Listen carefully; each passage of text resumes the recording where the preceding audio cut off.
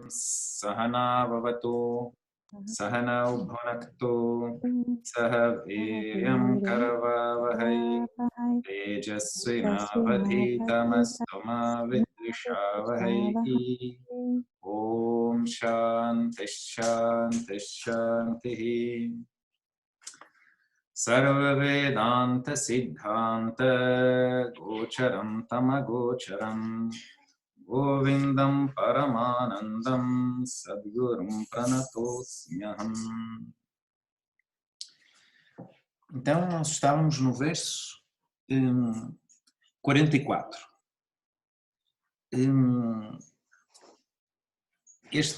Nós tínhamos visto até aqui, 44, encontramos?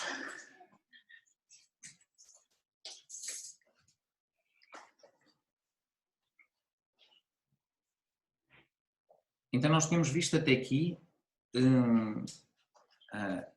o estudante, ele tinha perguntado, tinha feito uma série de perguntas ao mestre. E uma das perguntas era como é que este samsara se estabelece, e ele tinha respondido a isso na última aula.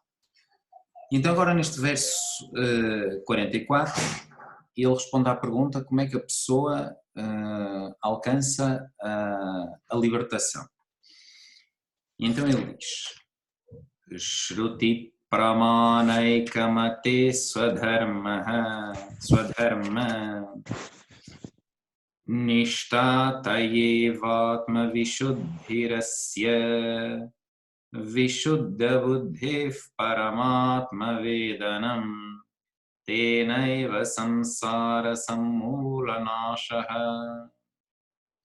Este verso é ótimo, porque o verso ele resume o que é o ensinamento de Vedanta. Então, ele fala sobre alguém, Shruti Pramanaikam. Esta pessoa que é Shruti Pramana Matihi. Esta pessoa que tem a mente. Então,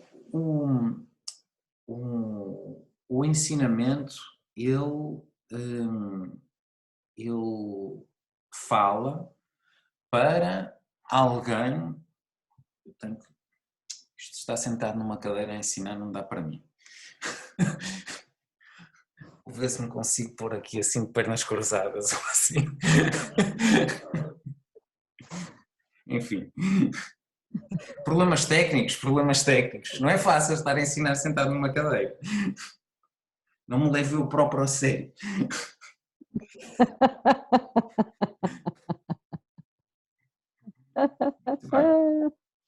Bom, então, o riso foi ótimo, mas temos que tirar. Então,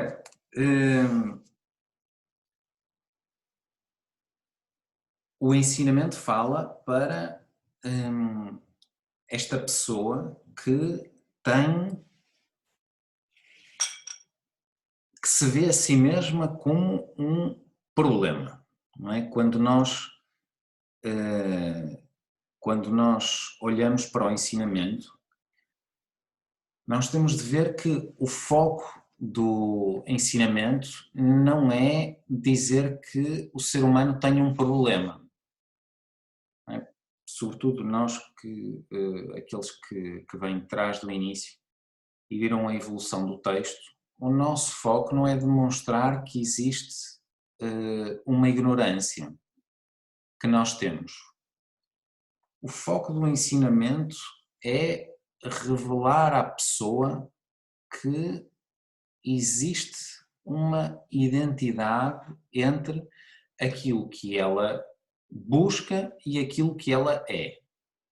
E esse é que é o foco do ensinamento, nada mais. E então, esta pessoa, ela, quando é exposta ao ensinamento, ela ouve isso e que é aquilo que nós ouvimos, não é? Quando a pessoa diz, não é, que está na moda,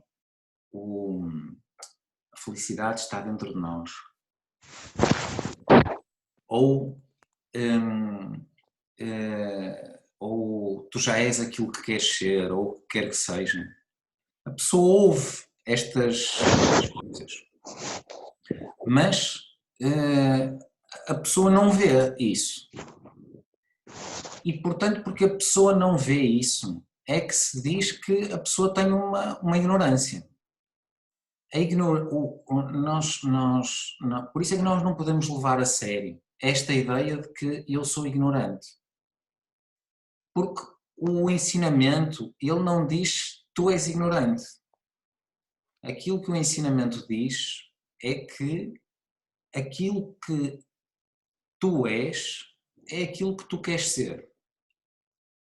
E isso é uma coisa que nós temos de ter presente, não é? Porque, regra geral, é esta parte que é o foco do ensinamento e o compromisso do ensinamento, nós não damos muita importância. Mas à parte do ensinamento em que fala sobre a ignorância, nós damos toda a atenção. De facto é assim, agora já estou a perceber porque é que eu sou uma pessoa ignorante. Eu, efetivamente, sou do mais, no que toca a isto, sou do mais ignorante que há. Então, quando o ensinamento fala sobre a ignorância, é só para validar o sentimento da pessoa.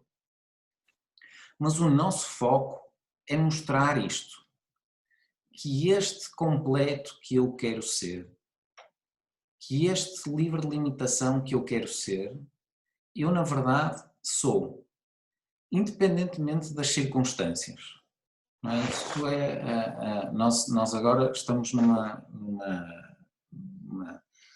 circunstância, não vou dizer ótima para isto, porque se parece mal dizer que estamos numa circunstância ótima, mas alguém tem o microfone ligado. Não sei se é o G6, não sei quem é o G6, porque também não tem imagem.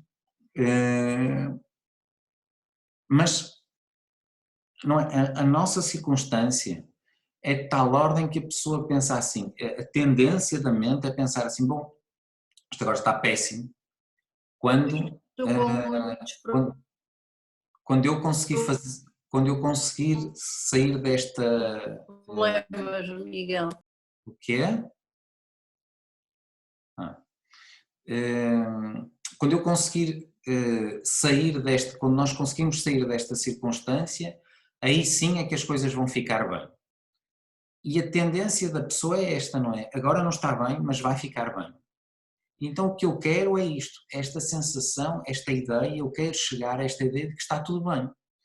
E na verdade não basta que esteja tudo bem, tem que estar tudo bem lá fora, na verdade, para que eu sinta que está bem aqui. Quando na verdade o que acontece é que não está bem aqui. E porque não está bem aqui, é que não está bem lá fora. Então, tens de desligar o microfone, Marta. Desculpa. Então,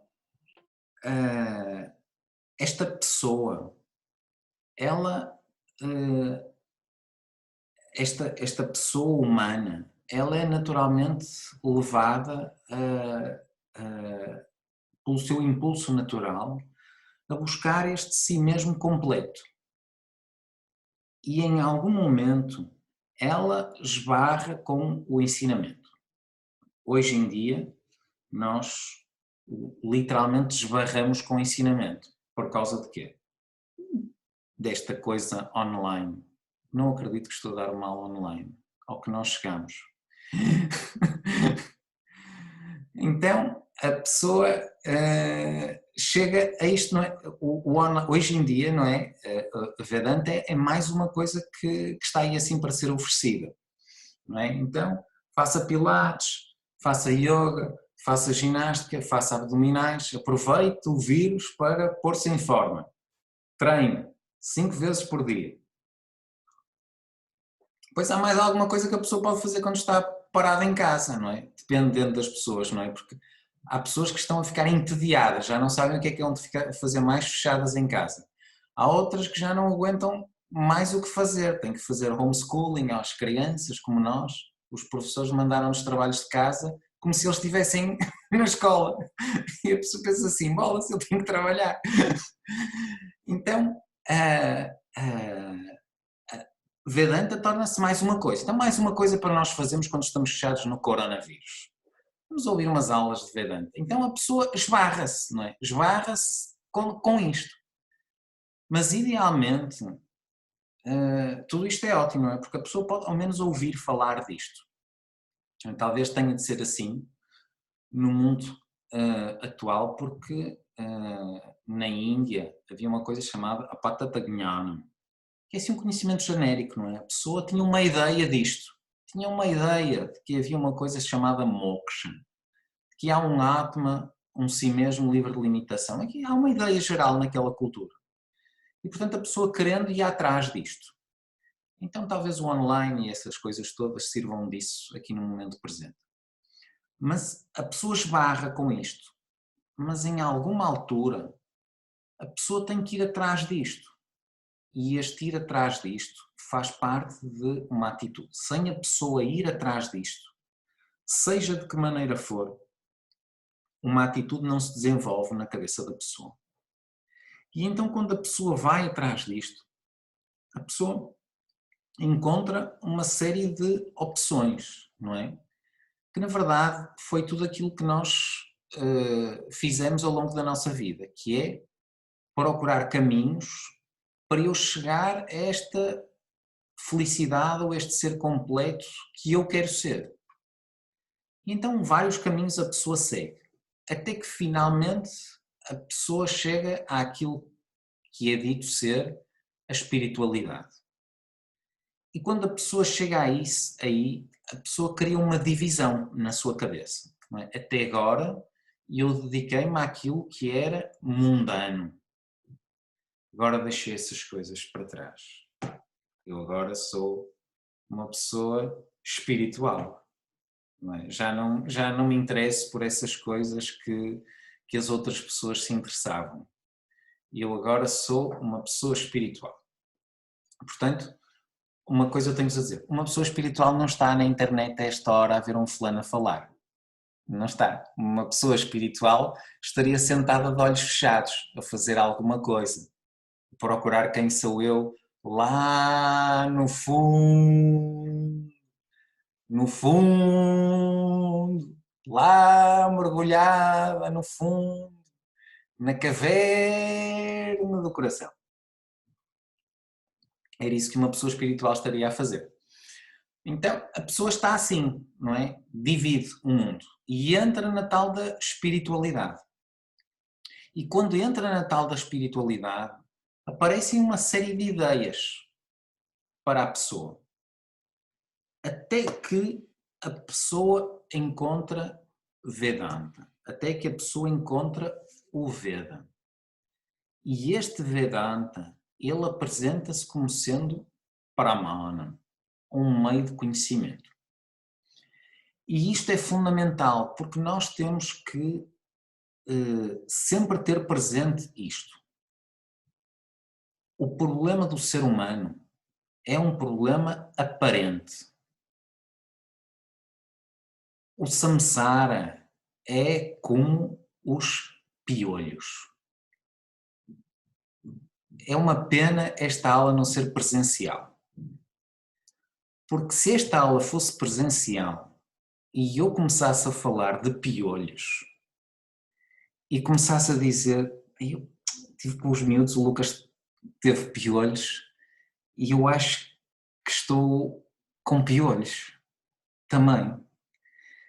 Não sinto comichão e começava a falar disso, vocês não têm comichão de vez em quando? Eu sinto comichão aqui, então. Não tarda nada.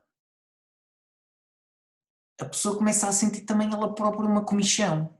Não é? Vocês já estiveram com alguém que acha que tem piolhos ou a desconfiar que tem piolhos? A pessoa começa a sentir uma comichão na cabeça. E tudo aquilo que nós precisamos é este pensamentozinho entrar na nossa cabeça, que é, talvez eu tenha piolhos. E quando talvez eu tenha piolhos entra na minha cabeça, a pessoa começa a sentir comichão. Olha, ali já começou a coçar a cabeça. E quando a pessoa começa a coçar a cabeça, começa a sentir uma comichão. E dali a nada não é eu acho que tenho piolhos. É, eu tenho a certeza que tenho piolhos. Eu tenho a certeza que tenho piolhos, porque eu sinto imensa comichão na cabeça. Eu tenho a certeza que tenho piolhos. E o que é que a pessoa faz? Hoje em dia existem umas clínicas de piolhos, não sei se vocês já tiveram a oportunidade de ver por aí assim na rua. Então vá lá, há pessoas que são especialistas em catar piolhos e léndias. Enfim, há trabalhos para tudo. As pessoas ganham a vida das mais variadas formas. E uma delas é encontrar léndias e piolhos. Então a pessoa vai lá e a pessoa diz assim: pois de facto, você tem piolhos. Não é? Isso é o que fazem a maior parte das religiões. É a pessoa pensar assim: bom, eu sou limitado. E a religião vem e confirma: é verdade. Tu de facto sim, aqui jamais existirá solução, mas nós temos aqui uma promoção ótima, que é aqui não, mas noutro mundo isso será possível. E vendo o bilhete para isso. Regra geral, eles até dizem que são os únicos promotores de viagens para esses locais e, portanto, só adquirindo o seu bilhete aqui mesmo, junto deste balcão, é que será possível ir lá parar. Então é o que faz. A pessoa que vai lá e ela confirma: eu tenho piolhos. Mas às vezes a pessoa vai a esses sítios e a pessoa diz assim: olha, a impressão sua não tem nada. E no que a pessoa diz não tem nada, a comichão passa. Porque na verdade a pessoa nunca teve piolhos. A pessoa só tinha uma ideia que tinha piolhos. E a ideia é suficiente para criar a confusão na vida da pessoa. Ela já não pode estar com ninguém porque tem piolhos. Eu tenho que ter cuidado, tenho que lavar a cabeça. O que é que eu vou fazer agora? Tenho que trocar as coisas todas, tenho que pôr a minha roupa a lavar, tenho que enfiar os lençóis e edredons e não sei o que mais num saco plástico, que é para abafar os piolhos e eles morrerem. Enfim, o samsara total da piolhagem. Eu tenho que entender isto, é que esse samsara, ele nasce só de uma ideia. E, portanto, por mais que eu faça, eu não vou resolver a ideia. Porque eu tenho que mandar essa ideia ir embora. Mais nada. É uma ideia que se instala. E no nosso caso, ela instala-se à nascença. E a ideia tem de ir embora. E, portanto, eu tenho que olhar para mim como eu sou. E para eu olhar para mim como eu sou, este olhar para mim como eu sou não é um olhar a alguma coisa. Este olhar para mim, sendo este eu sempre evidente por si, é olhar para si sem que a pessoa tenha uma lente de um juízo e de um preconceito. É só isso. Então, para que eu olhe para mim sem essa lente do juízo ou do preconceito, eu preciso de alguma coisa que faça essa lente desaparecer. E isso é Pramana. Então esta pessoa, ela entendeu que não existe outro caminho, que não seja esta ideia errada acerca de mim mesmo, esta lente equivocada que eu tenho e que me faz olhar para mim de maneira distorcida, que esta lente, ela vai embora. E então ela percebe, ela é comprometida com a única solução. E a única solução é a ignorância ir embora. Então esta pessoa, ela é Eka Matihi. Ela é totalmente comprometida. A mente dela, ela está só numa coisa, que é esse Pramanam. E qual é esse Pramanam? Shruti Pramanam. Shruti é outra palavra para designar o Veda. E quando a pessoa ouve isto, muitas vezes a pessoa pensa assim: bom, isto parece-me um bocadinho radical. Parece-me radical, sobretudo nesta altura em que nós devemos ser o mais ecuménicos possível e holísticos esta ideia de que a solução é o Vedanta, então e todas as outras ideias que andam por aí? Então e em todas as outras culturas que se fala de alguma coisa? Quando nós falamos em Vedanta, não tem de ser, primeira coisa, não tem de ser em sânscrito. Sânscrito é ótimo, sânscrito tem uma riqueza incrível, sânscrito foi desenhado para falar sobre este assunto, mas não tem de ser em sânscrito, porque o nosso compromisso não é com o sânscrito. O nosso compromisso não é sequer com textos. O nosso compromisso é com uma visão de mim mesmo. Esse si mesmo que eu quero ser, eu já sou. Eu quero ver isso. E esse é o meu compromisso. Então, em qualquer sítio do mundo, em qualquer dialeto, pode ser, desde que a pessoa, desde que seja ensinado esse tatuamasi, tu és isso, pode ser em qualquer outra coisa, não é? Pode ser assim, desde que isso signifique que aquilo que tu és é aquilo que tu queres ser, isso é Vedanta. Então pode estar em qualquer lado. Agora, junto com isto, o que nós precisamos é de uma tradição para ensinar. Se essa tradição para ensinar está lá, pois perfeito. Se ela está ou em outros sítios, perfeito. Mas uma coisa nós sabemos, é que ela esteve na Índia. E hoje em dia está em mais sítios, mas ela esteve na Índia. E se está num sítio do planeta, já está mais do comum. Já está acessível, não é? E o facto de que Vedanta fala para toda a gente, é que nós estamos aqui assim a ouvir falar. E ele fala para nós. Por isso é que nós ouvimos e temos interesse em ouvir mais. E esta pessoa, ela tem isto. Ela tem ekamatihi, o compromisso, ela entendeu isto. Para eu entender quem sou, eu preciso de um pramana, eu preciso de um meio de conhecimento. E esse meio de conhecimento é Vedanta. Que é, na verdade, o quê? O diálogo entre mestre e discípulo que fala sobre este assunto.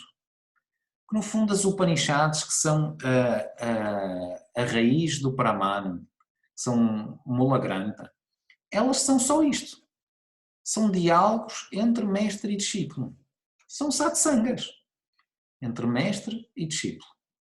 E então eu preciso de ouvir aquilo que o discípulo, como eu que não entendo e que quero entender, como eu que tenho esta busca e que quero ver-me livre dela, eu quero ouvir o que é que esse mestre falou.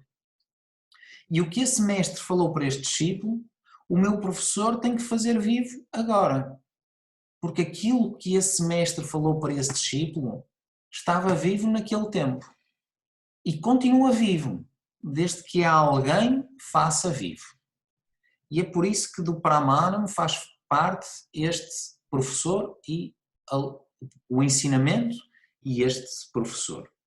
Então, para esta pessoa que tem este compromisso, e ela tem outra coisa, que é Swadharma Nishtha. Ela tem Nishtha. Ela está estabelecida. Ela está estabelecida em quê? Nishtha significa isso, não é? A pessoa que está estabelecida. Está estabelecida em quê? Swadharma. O microfone voltou-se a ligar, Marisa. Ela está estabelecida em quê? No seu próprio Dharma. Este Swadharma, ele era fácil neste tempo em que estes textos foram escritos. Porque a sociedade védica, ela era toda estruturada para que a pessoa, para que a vida da pessoa fosse orientada neste sentido. Então, não só aquilo que a pessoa fazia ao longo da vida, mas aquilo que a pessoa fazia, aquilo que a pessoa, ao longo da vida de uma pessoa, e depois na sua estrutura, na sua estrutura social, a sociedade ela estava toda organizada neste sentido. E por isso, a pessoa sabia exatamente o que era esperado de si em cada momento. E esta pessoa, ela relaxava nisso. E ela tinha este nistá, ela tinha este compromisso, que era o quê? O meu compromisso é fazer aquilo que é para ser feito por mim. Este nistá, mesmo que essa estrutura tenha desaparecido, e ela obviamente não está presente na nossa vida e na nossa sociedade, ela tem que estar para nós. Como o quê? Eu tenho de viver uma vida que liberta a mente da pessoa. Eu tenho de ter, para este ensinamento, eu tenho de ter uma mente relativamente livre. Relativamente livre de quê? Daquilo que rouba a paz da pessoa. Uma mente livre daquilo que rouba a paz da pessoa, daquilo que rouba a capacidade da pessoa estar com este assunto, aquilo que rouba a capacidade da pessoa se interessar por este assunto, se manter com este assunto, entender este assunto. Eu preciso dessa mente. E uma mente assim é uma mente que não é governada pelas suas tendências. Nós todos nascemos com determinadas tendências, não é? De pequenos. Não é? Agora, nós temos os miúdos em casa, então temos que fazer a escola em casa. Então sentamos-nos à vez com eles. Fica um de um lado e o outro do outro. E damos as tarefas. A Camila despacha as dela o mais rápido que consegue. E mal acaba diz, qual é o próximo? E qual é o próximo? E ela só tem uma preocupação, é que haja um próximo. E quando finalmente acabam as tarefas dela, ela fica meia aborrecida, porque já acabou. E ele, a cada novo, diz, opa, não acredito mais, isto é demais, isto é pior que a escola, isto nunca mais acaba. Quer dizer, é uma tendência, não é? É uma tendência, porque eles são muito pequeninos, não é? É uma tendência que vem na mente. Então essas tendências que vêm na nossa mente é que fazem com que nós gostemos de coisas, que não gostemos de outras coisas. E nós somos, a nossa vida, ela é regra geral governada por estas tendências. Uma pessoa que vive governada pelas tendências dela é uma pessoa que não tem espaço para questionamento. A tendência da pessoa, ela governa a vida da pessoa. A pessoa não se governa a si mesma. E é por isso que a pessoa nunca encontra tempo para nada. Definitivamente a pessoa até se pode interessar por isto, mas ela não encontra tempo. Porque as tendências dela ocupam o tempo dela. Sempre há alguma coisa que suscita mais interesse. Então, esta pessoa de quem ele fala, ela é o quê? É essa pessoa que está estabelecida. Estabelecida em quê? Swadharma, no seu próprio Dharma. Que é, em cada circunstância, fazer aquilo que a circunstância pede dela. Independentemente de gostar ou de não gostar. E quando a pessoa passa a fazer aquilo que é o esperado em cada momento, independentemente de gostar ou não gostar, significa que o gosto e a aversão dela caem para segundo plano. E a pessoa habitua-se a dar menos importância a esta vozinha que diz eu quero, eu não quero, apetece-me, não me apetece. Porque a pessoa percebe que isso é só são só as tendências a falar. E há alguma outra coisa que eu quero descobrir. E essa outra coisa que eu quero descobrir sobre mim mesmo, ela não encontra espaço se este meu gosto e aversão estão sempre lá, a comer o meu tempo, a comer a minha atenção. Não há espaço para mais nada. Esta pessoa, ela, porque ela tem o quê? Esse compromisso com o Pramana e ela está estabelecida neste seu Dharma. E depois o quê? Taya Eva, Taya, através disso, o que é que acontece? Atma Vishuddhi Asya. Asya. Para este acontece o quê? Atma Vishuddhi. E Atma, aqui no sentido de Antahkaranam. Antahkaranam no sentido da mente. Então, esta mente, ela, Vishuddhi, ela torna-se o quê? Livre de Ashuddhi. Que é o mesmo que dizer que ela está livre dessas tendências da pessoa que aprisionam. Por isso é que ela consegue estar nista no seu Dharma. E por isso é que ela consegue ter Ekamatihi, ela consegue ser isto. Ela consegue ser uma pessoa que tem um único foco. Como é que eu sei que eu tenho isso? Por isso, para isto, eu preciso da tal vida de yoga, não é? Uma vida de yoga é tudo isto. Por isso é que se fala em disciplina, todas as disciplinas que nós temos, elas existem não pelo bem da disciplina. Elas existem porque a pessoa ganha este comando sobre a mente. É por isso que uma vida de disciplina é uma coisa importante. Não é? Ou seja,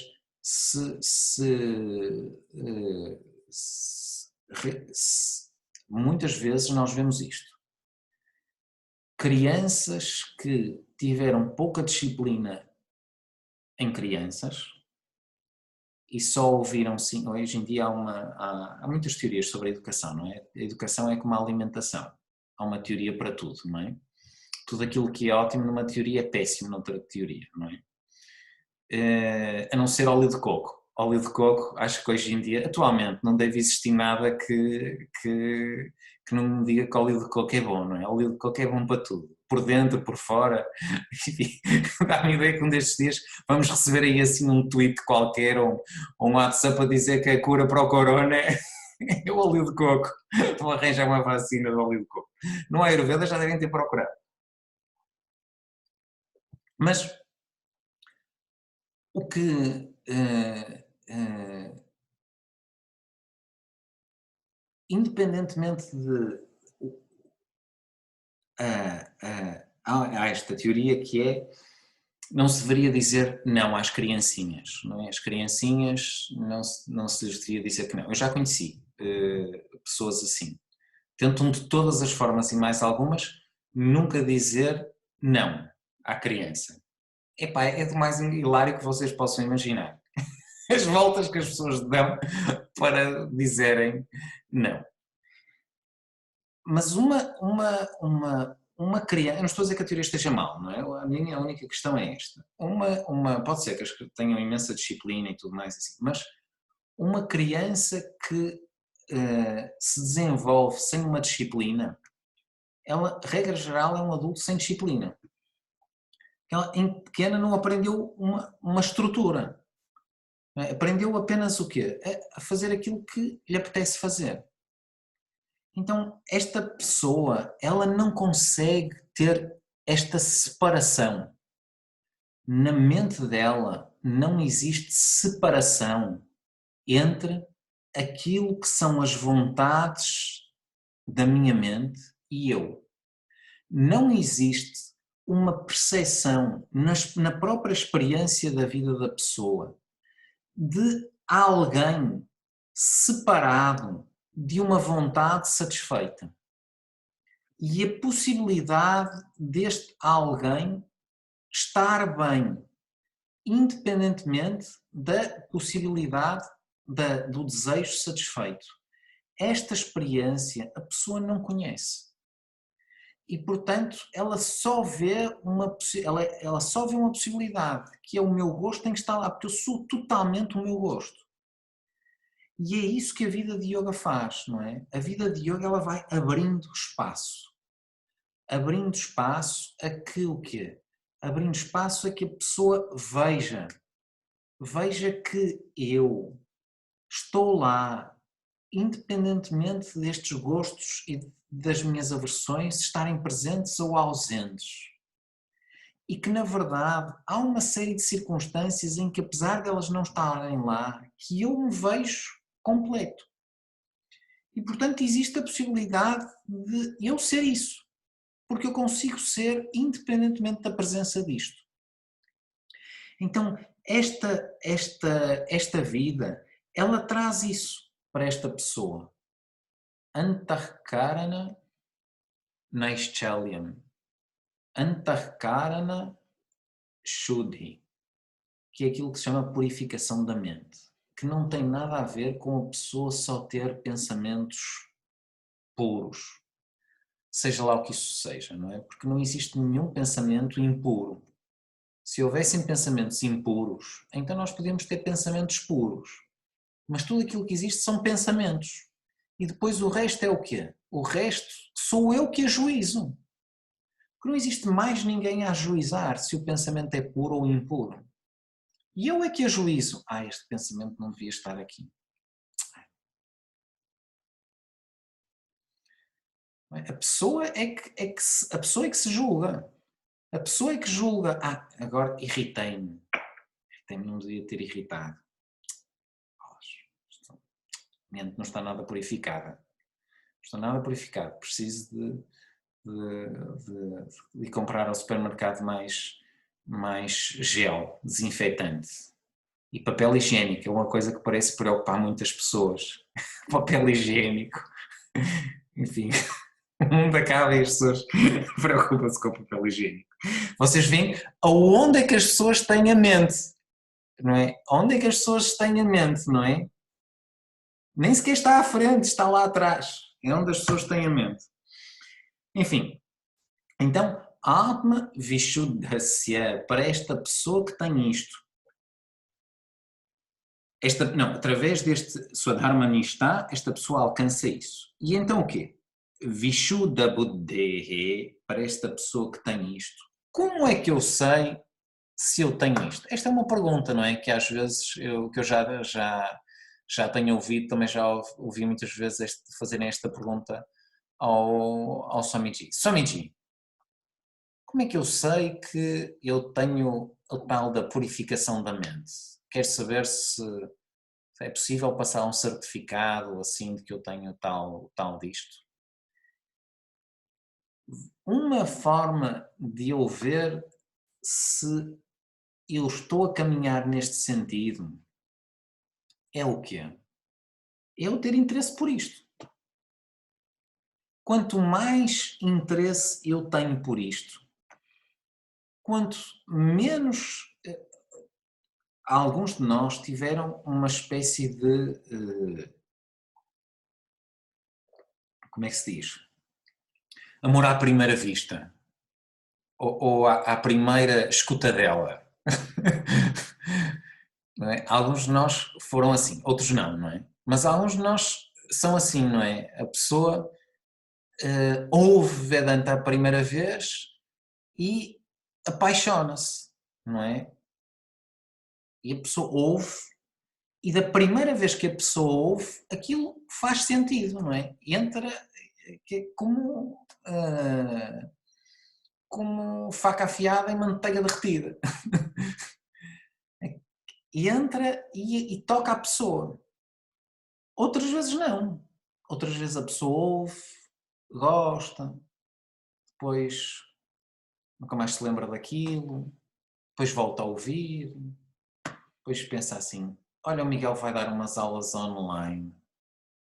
se calhar vou aproveitar, ele volta e meia diz umas piadas, se calhar ainda me vou rir, é capaz de valer a pena. Vou experimentar. Afinal de contas nem tenho que sair de casa, portanto, aí vou eu. Pode ser qualquer coisa, mas alguma coisa faz com que eu agora não esteja na Netflix. Eu podia estar na Netflix. Há tanta coisa interessante na Netflix, faltava a Netflix na nossa aula de hoje. Ainda não tínhamos Netflix, façam aí o visto na Netflix. Já falou da Netflix, já está. Então podia estar a ver alguma coisa. Não é? Claro que por esta altura as pessoas também já estão aborrecidas, porque muitas delas passaram o dia todo a olhar para a Netflix, portanto agora é bom ter outro programa. Mas alguma coisa me faz interessar por estar aqui. E faz-me interessar o quê? Faz-me interessar porque há esta abertura da minha mente que me faz interessar por aquilo que não é o preenchimento dos meus gostos e das minhas aversões. Que é uma coisa interessante, não é? Regra geral, a nossa atenção, ela vai para onde? Para tudo aquilo que preenche os meus gostos e aversões. Preenche os meus gostos e faz desaparecer as minhas aversões. A nossa atenção, ela gravita sempre à volta disto. Mas nós tiramos um tempo para ir noutro sentido. Eu não estou aqui para preencher para eliminar uma aversão. Nem para preencher um gosto, embora eu possa gostar de ouvir. Porque na verdade Vedanta não me vai trazer nada. Porque eu ouço e o que é que Vedanta diz que traz? Não traz nada. Olha, peço imensa desculpa, nós aqui não trazemos nada. Nada? Mas então porquê que eu estou aqui? É só para veres que não é preciso nada. Quer dizer, é uma ideia, não é? Eu vou num sentido que é não trazer nada. Eu não vou ganhar nada porque eu já tenho tudo ganho.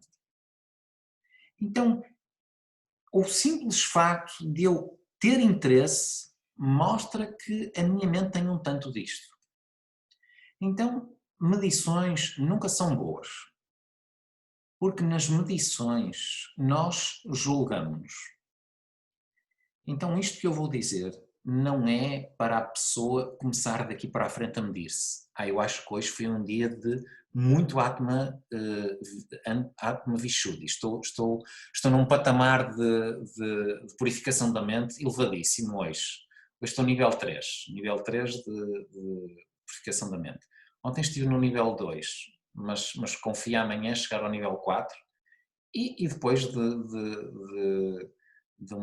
uns meses ou de uns anos ouvir, a pessoa manda um e-mail ao professor a dizer: professor, cheguei ao nível 5, que é o máximo, nível 5, depois ganha.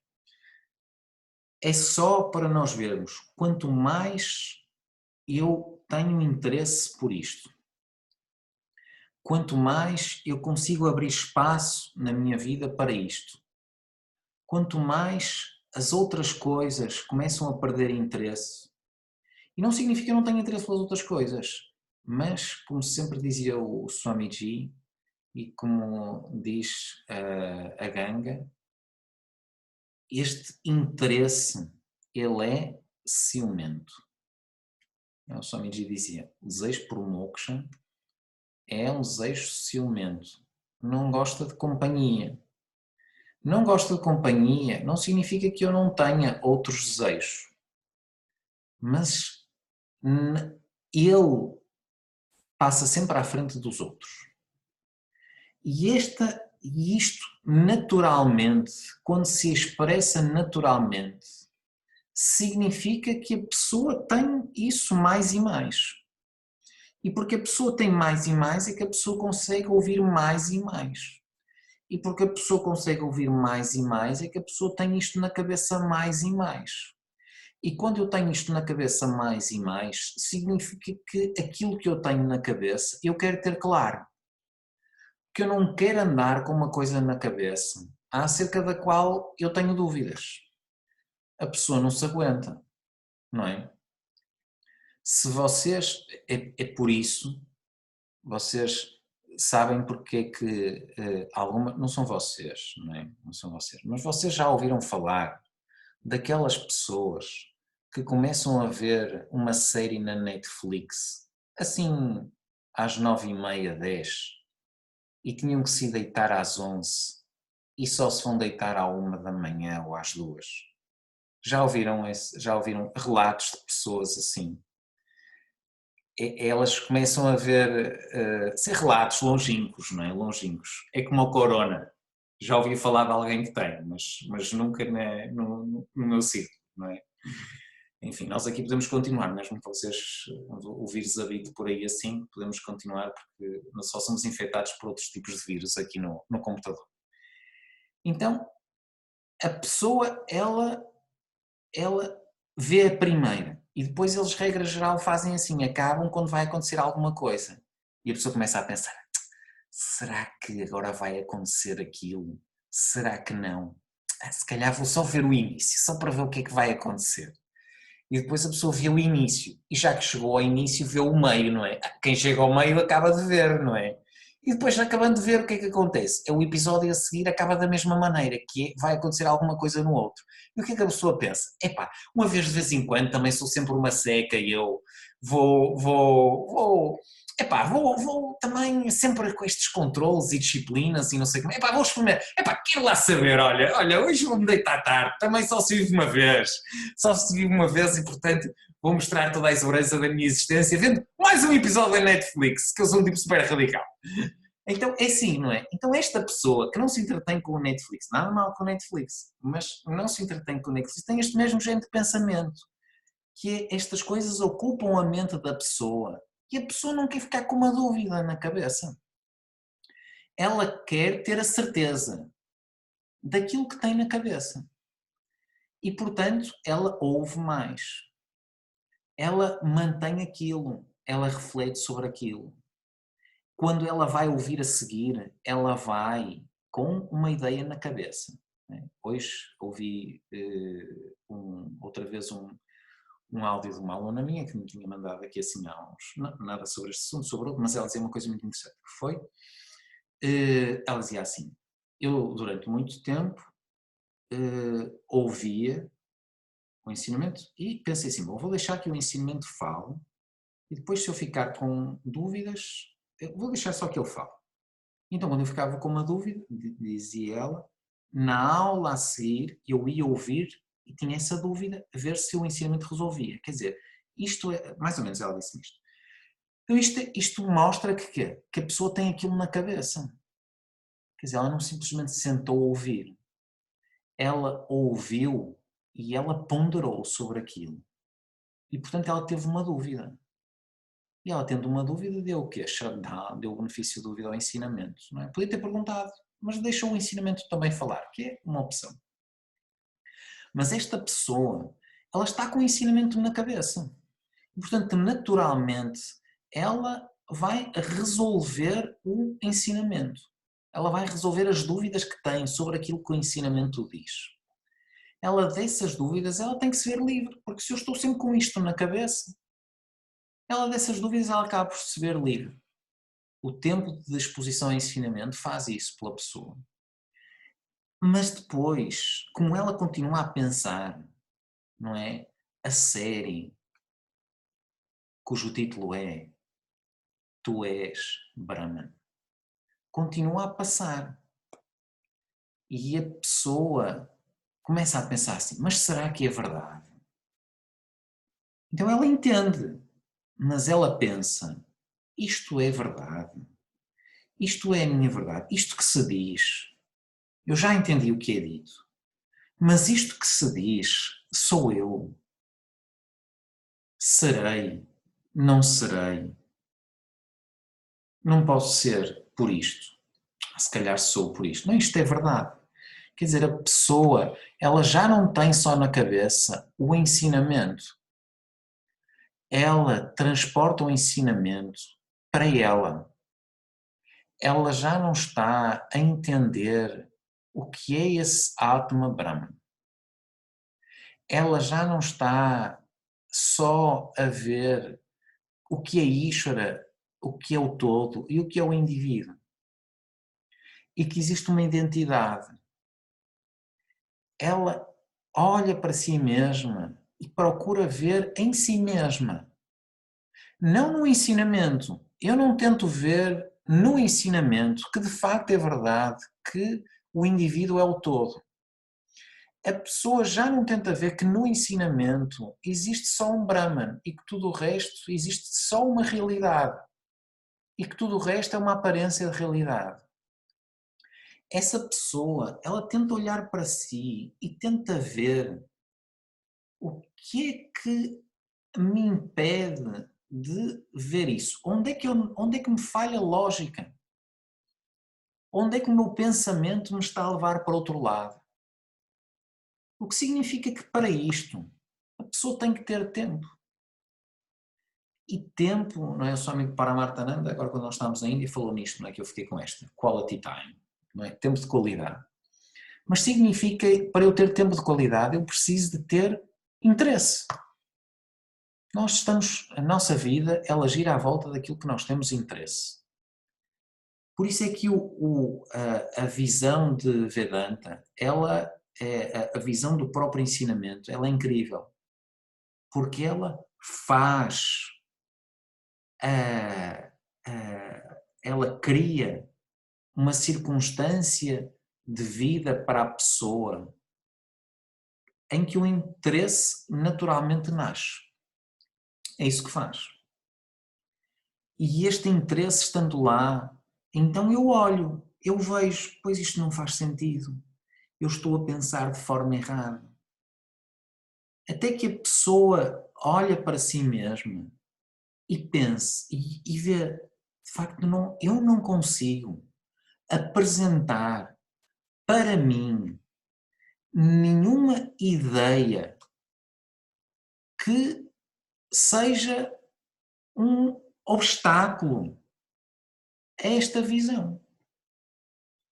Logicamente eu não consigo encontrar. E, portanto, a pessoa, ela não tem ignorância, ela já não tem confusão sobre aquilo que o ensinamento diz. Ela tampouco tem confusão em relação àquilo que ela é. Ela vê-se a braços com aquilo que são padrões dela. E esses padrões, eles têm que ser vistos por aquilo que são. Padrões.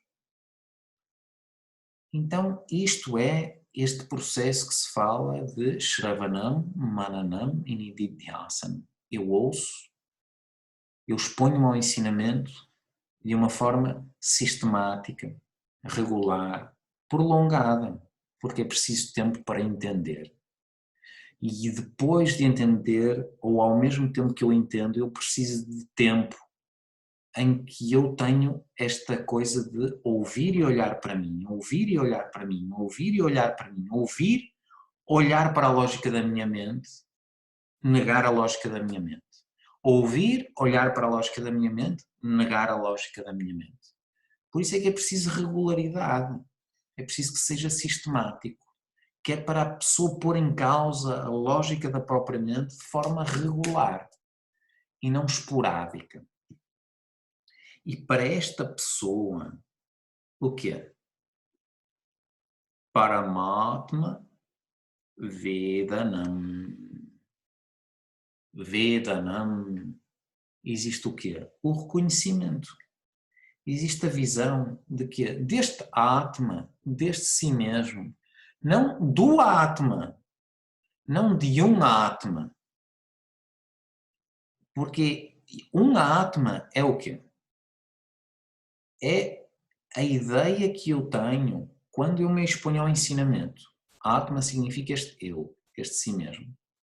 Então, eu apresento-me ao ensinamento. Eu sou dado, esbarro com o ensinamento e eu chego ao ensinamento sendo o quê? Euzinho da Silva, não é? E este eu totalmente intocado. Este euzinho da Silva, ele houve um ensinamento. E esse ensinamento fala sobre quê? Fala sobre um Atma.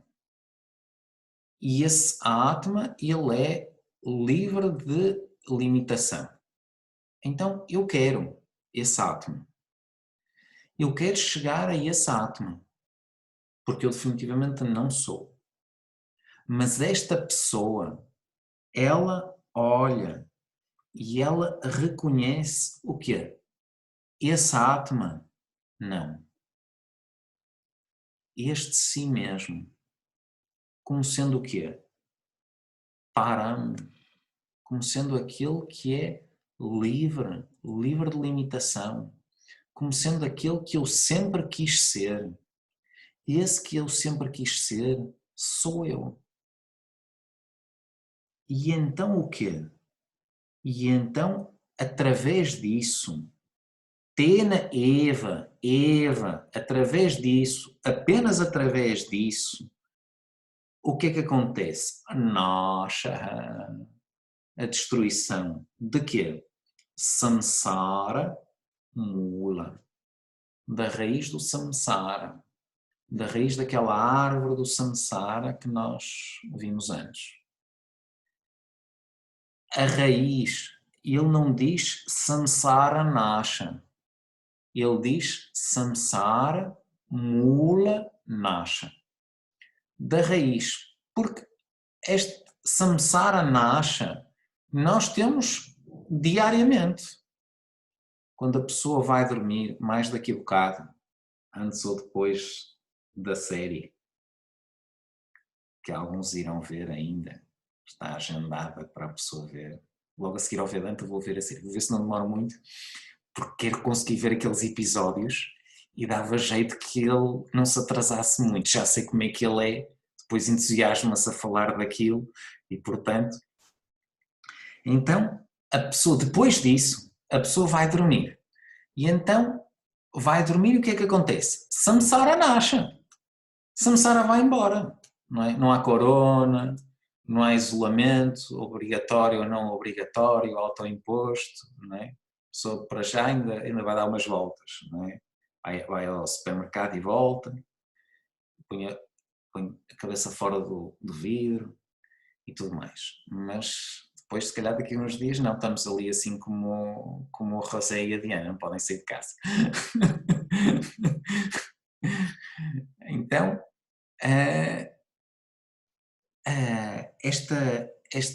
este samsara ele desaparece. Diariamente ele desaparece. O mundo desaparece, este eu separado desaparece. É por isso que é tão bom e reparador. Mas há um problema.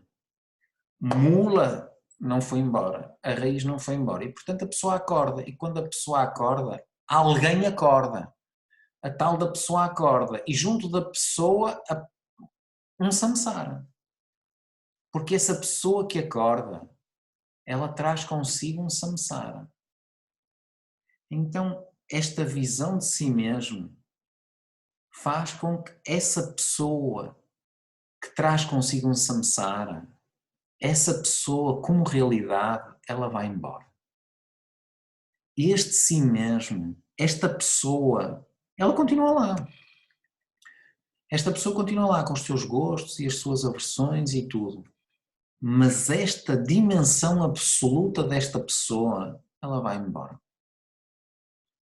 Porque Paramatma Vedanam, porque eu vi, não como um objeto, porque eu conheço, não como um objeto, mas conheço como?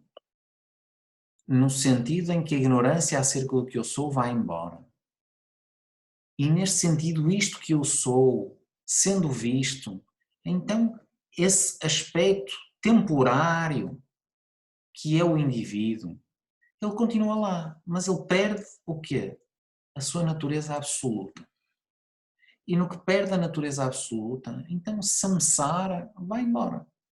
E não tem como voltar, porque o samsari foi embora. Na verdade, nunca houve um samsari. Nunca houve um eu limitado. Esse eu limitado nunca esteve lá. É por isso que nós vivemos uma circunstância difícil, não é? Para quem? Para o indivíduo.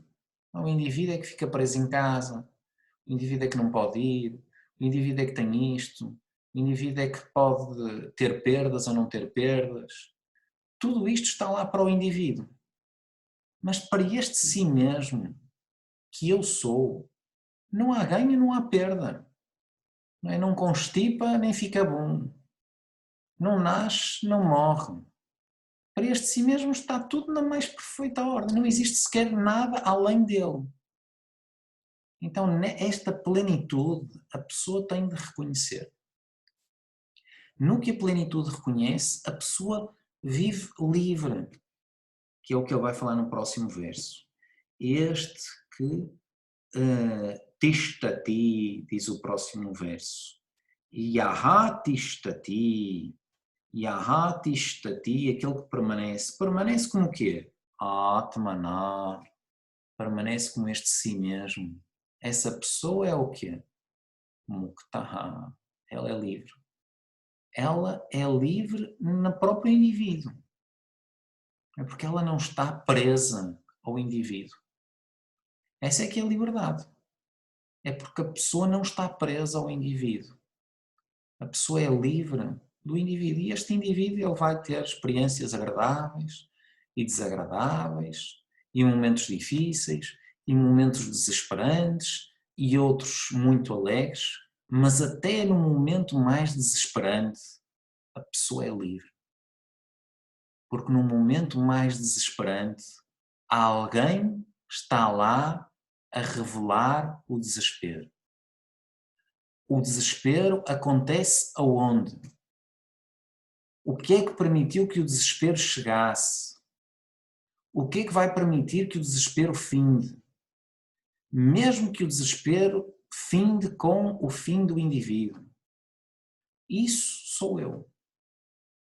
E essa liberdade é a nossa natureza. E essa liberdade nós temos que descobrir. Como? Através do Pramana. E o que é que eu faço? Ouço a próxima aula. Om Shanti Shanti Shanti Harihi Om Shri Gurubhyo Namaha Harihi Om Hari Om. Perguntas? Miguel, Sim. Eduarda, Sim, olha, eu não tive muito boas condições, depois podem enviar. Tive muita interrupção. Está bem. A tua netinha está por aí, pois? Pois, de vez em quando, mas além dessas interrupções técnicas. Técnicas. Não te preocupes. Eu vou... isto vai ficar disponível ali numa pasta qualquer, no YouTube. Não. Como é que é? Os áudios vão para o sítio de costume. Dúvidas? Consultem ali assim a Ana e o Paulo. E os vídeos vão para uma pasta no YouTube. Dúvidas? Consultem a Ana, a minha. O texto, vamos enviar o texto. E o texto? A Ana nos mandar o texto? Não. Acho que não. Peço imensa desculpa. Sim. Não há problema. Mandem um e-mail. Ana, manda o texto. Miguel, não se percebe nada. Perguntas fáceis. Eu tenho uma pergunta, Miguel. Então. Estou a ouvir, Diana, fala. Ok, boa. Olá a todos, primeiro. Olha... É um amor, é por isso que toda a gente gosta da Diana. Com muitas saudades de todos. Olha, como estavas a dizer no início, antigamente era mais simples, mais fácil nós sabermos qual é o nosso Dharma. Porque desculpa, vou ter que interromper. A Diana está com sotaque espanhol. Só para dizer. Já tinha reparado, mas não quis dizer nada. Oh meu Deus, agora vou ficar com vergonha, já não vou conseguir fazer a pergunta. Não, nada, habla niña. Espanhol. Pronto, então vou continuar. Como eu estava a dizer, antigamente era mais fácil nós sabermos qual era o nosso Dharma, porque de alguma forma já estava como pré-definido o que é que era esperado de nós. Mas atualmente nós temos tanta escolha, tantos caminhos que podemos seguir, que o que é que pode ser um guia para nós escolher, para nós sabermos o que é esperado de nós, ou qual é que é o nosso Dharma? Então, o Dharma, ele é relativo aos papéis que nós desempenhamos. Então, existe um Dharma enquanto professor, outro Dharma enquanto aluno, um Dharma enquanto amigo. Cada papel pede um Dharma.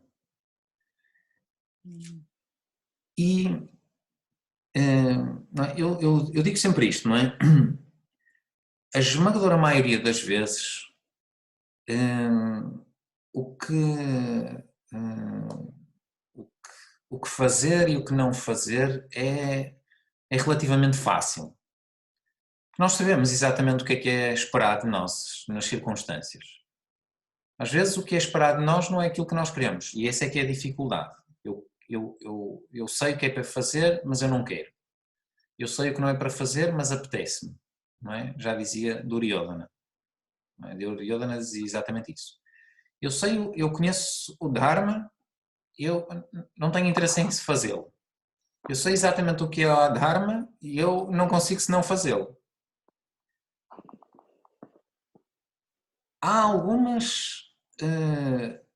algumas circunstâncias em que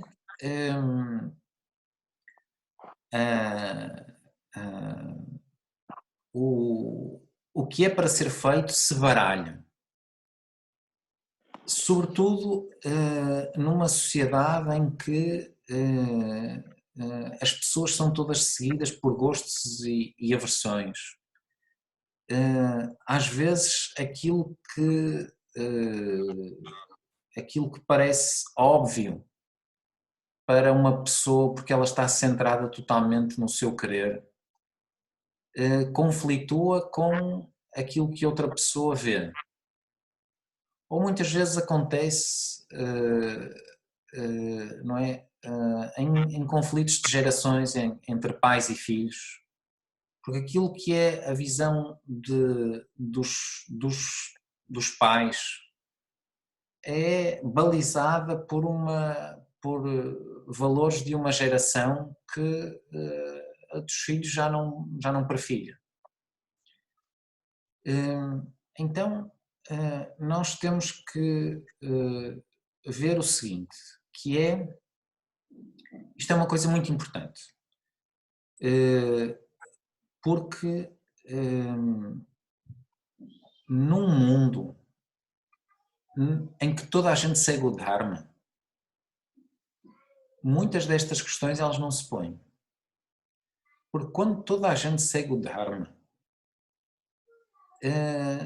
significa que toda a gente cumpre o seu dever. E portanto o meu direito, ele surge naturalmente. O meu direito ele está sempre garantido. Mas quando muitas pessoas não seguem o Dharma e eu tento segui-lo cegamente, eu corro o risco de me tornar num Yudhishthira, no aspecto menos bom dele. Não é? Alguns de vocês conhecem a história do Mahabharata. E muito da história do Mahabharata nasce porque Yudhishthira manteve-se com que é também a grandeza dele, não é? Que é também a grandeza dele. A grandeza dele é exatamente ele ser assim. Mas toda aquela circunstância teria sido evitada se ele tivesse dito, bom, isto foi um jogo viciado, eu não tenho que me comprometer com uma coisa que é viciada. Não é? Eu não tenho que manter isto quando outra pessoa é totalmente adhármica comigo. Mas aquele Mahabharata, ele procura também criar determinados estereótipos e tudo mais para mostrar determinadas coisas e nos ensinar determinadas coisas. Mas nós podemos ter essa tendência, mas temos que saber reconhecer essa tendência. Porque uma coisa muito importante é que a liberdade dos outros, ela não pode cercear a nossa liberdade. E eu vejo isso cada vez, isto é uma coisa importante, sobretudo eu vejo quando as pessoas se começam a dedicar muito a isto.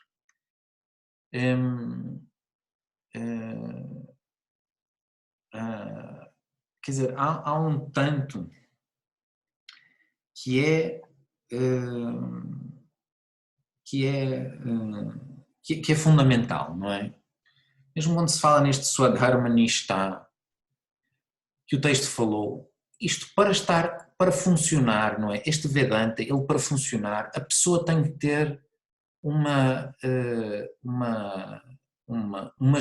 não chamar pureza, uma genuinidade no coração. A primeira genuinidade no coração que tem que estar lá é que a pessoa tem que querer isto por si. Não como um meio para alguma coisa. Por si, por mim mesmo, eu quero me libertar desta ideia. Não porque então eu vou poder fazer alguma coisa com isto. Não porque então eu vou poder mostrar às pessoas como elas estavam todas erradas.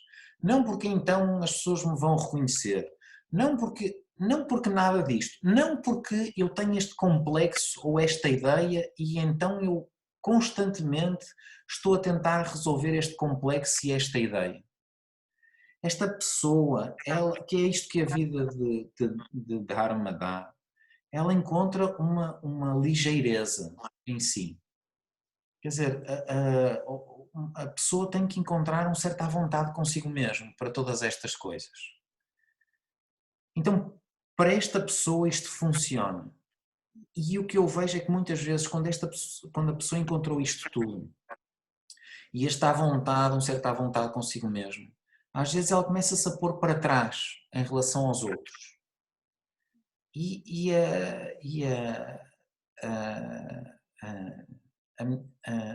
A minha mãe dizia, quando eu era mais novo, às vezes ainda ouço esta frase, não é? Nem devia dizer isto, mas vai ficar gravado.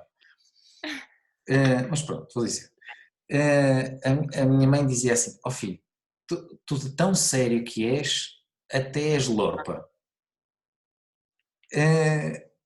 Que é uma verdade, não é? Há uma diferença entre ser bom e ser bonzinho, não é? Ser uma pessoa é ótima, mas a pessoa não pode ser demasiado bonzinho, senão as pessoas fazem de nós gato e sapato. Então a liberdade dos outros, ela termina quando ela começa a ir demasiado na nossa liberdade. Então, nas nossas relações, nós temos que ver isto. Quando o outro começa a interferir demasiado na nossa liberdade, isso significa que se eu cedo a isso, eu estou a violar o meu próprio Dharma, não é? A minha própria integridade. Eu tenho que ter essa clareza, não é? Estou a responder a uma pergunta que tu fizeste, ok, Diana? Sim, eu estou a ouvir. Eu sei. Quando eu respondo a uma pergunta, isto não é para todos, não é? Mas quando eu respondo a uma pergunta, eu respondo à pergunta, eu sei exatamente quem é que me fez a pergunta e o contexto da pessoa e tudo mais. Então, a outra pessoa iria ouvir outra resposta. Mas isso é uma coisa fundamental, Diana. Sabes? As pessoas que estão à nossa volta, elas não podem interferir naquilo que é a nossa liberdade. Senão, sabes, há coisas que não são amor. Não é? Eu amo-te, portanto senta-te. Eu amo-te, portanto não sais de casa. Eu amo-te, portanto não vais às... Sabes, eu amo-te, portanto faz aquilo que eu quero. Isso não é lógica. Sabes, isto, não estou a falar da Rosé, ok?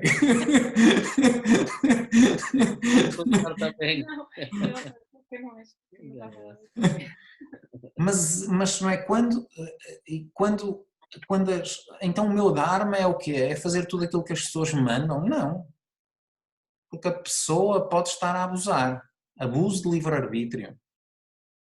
Então, sua Dharma é, eu tenho que ter a capacidade de interpretar as circunstâncias da vida e perceber aquilo que é esperado de mim. E aquilo que é esperado de mim não é o que a outra pessoa espera de mim. Aquilo que é esperado de mim é o que a circunstância espera de mim. É o que a circunstância pede, não o que as outras pessoas pedem. Isso é fundamental.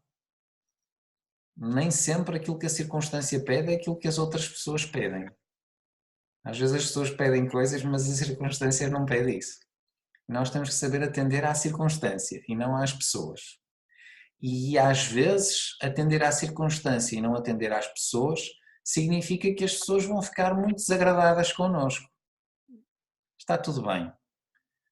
Porque nós, em última instância, também não queremos estar sempre a paparicar este ego. O ego não precisa estar sempre a ser apaparicado. Então eu atendo à circunstância. As pessoas não vão gostar e não vão apaparicar o ego. Está tudo bem. Está tudo bem. Porque não é essa a minha intenção, apaparicar o ego. Eu quero pôr este ego em causa. Não quero destruir o ego, eu quero olhar para ele como ele é. Lançar luz sobre aquilo que ele é. E para isso eu preciso de deixar cair algumas coisas. Tornar-me independente, relativamente independente. É isso.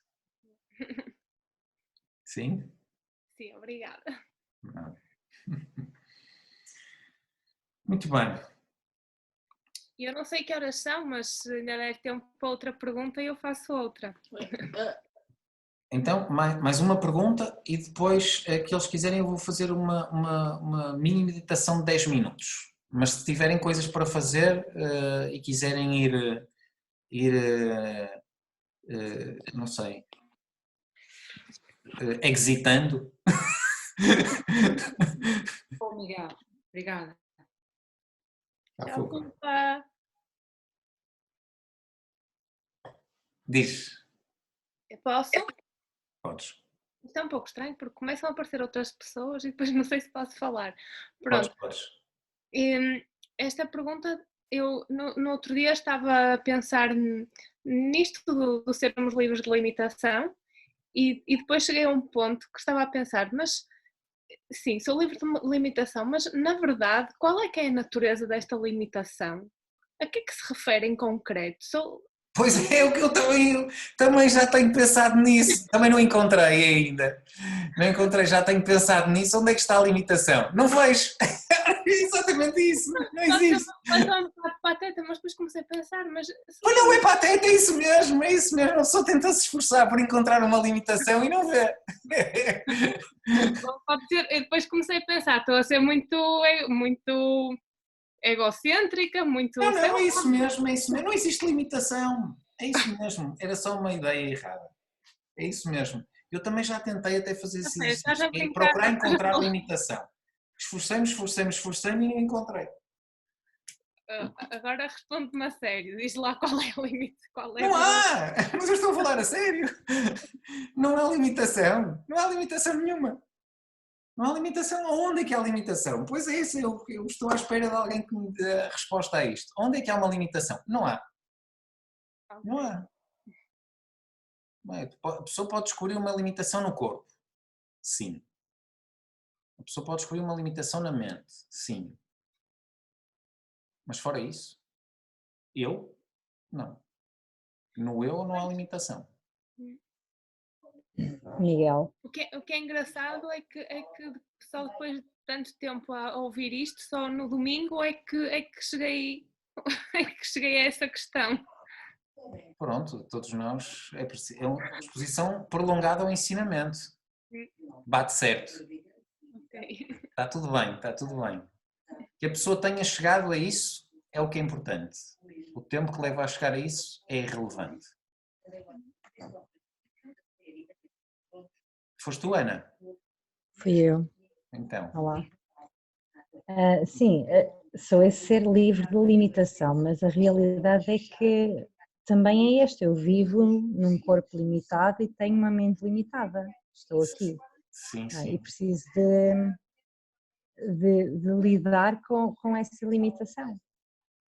E a minha questão é essa, é como lidar com as limitações do meu corpo, da minha mente. Lidas com elas a partir da própria limitação delas. Lidar já é estar na limitação. Querer lidar já é estar dentro da limitação da mente. Mas temos que fazer isso. Pois temos, é um instrumento e nós usamos o melhor que sabemos. A questão é, sou eu essa limitação? Não. Então? Não sou. Mas, então está tudo bem. Acordo todos os dias. Pois, está bem, às vezes. Não é? Sim, ok. Então está tudo bem. Shravanam, sabes, a pessoa tem que ouvir. Ouvir e ver onde é que estou eu. Onde é que eu coloco o meu eu. Não está tudo bem quando eu coloco o meu eu na mente. Senão está sempre tudo bem. Mas o mesmo quando a mente está toda embaralhada, está tudo bem na mesma. O livro de limitação também está aí. O quê? Está em todo. Também o livro de limitação que eu sou, o ilimitado está em tudo. Pois está, não há nenhum... Até nessa experiência, ou nesse pensamento. Claro que sim. Está tudo na mais perfeita ordem. Nós vamos ver mais no próximo... Obrigada, Miguel. Nada. Bom, então, alguém tem alguma dúvida urgente? Se não, depois fica tarde. E há quem tenha que ver Netflix ainda. Mais alguma pergunta? Não? Então pronto, fazemos uma... Que horas são?